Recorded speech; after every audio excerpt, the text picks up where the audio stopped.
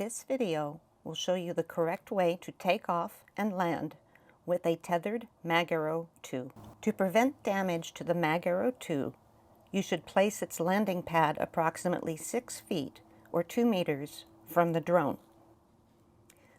Note that the pilot keeps the tether lines stretched out as much as possible during takeoff without pulling on the MagArrow II. The pilot takes off and gently lifts the instrument.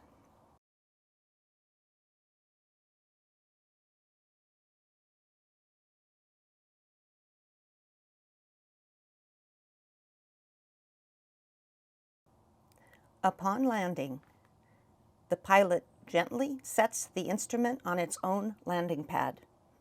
The pilot keeps the tether lines as straight and long as possible to avoid damage to either the drone or the magnetometer. The drone can then land safely on its own landing pad.